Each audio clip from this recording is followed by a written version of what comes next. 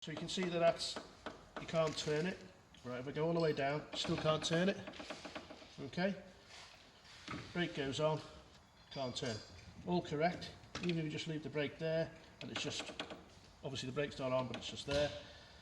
Okay, so if you want to get this out, you need to put this in a certain position and wind it out.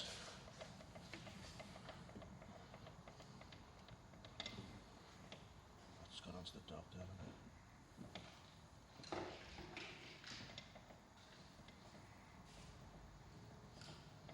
It's not going to do it now, is it? I think it's a bit lower than that, just that's it. Okay. Right. Inside there, I don't know if you can see, there's a little cam system that can spin. Right. If you get it in just a certain position with this handle, so if you go too far, it comes back up again. So we just let the brake go, it goes back up again. If you get it in just the right position, you can see it goes flush with the bore. Okay, and that's critical, and I'll show you why. Can you see on the back, this isn't going to come out unless that is all the way down, and that position is about there with the handle. Okay, so to get it back in again, you've got to get it so the dog's down like that. If you turn that off the other way,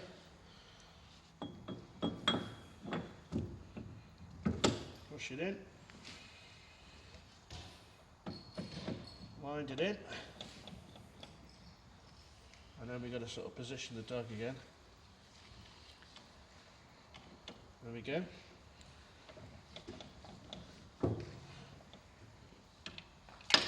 Lock completely off. Lock still not on. Lock on. Okay, and that's all that's happened. We just had that in just the wrong position, which is what I've just done, which is what has that effect now. Okay. But once you've done that, it's tricky to get it back into its place without taking it out again. Okay, so the key is not to twizzle that when this is in the wrong position. So just grab that again then.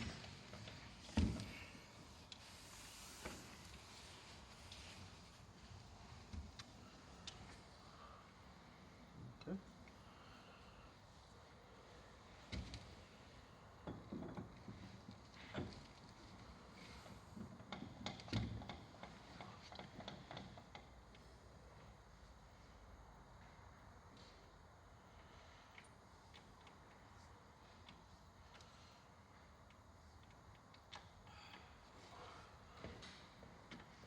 There we go.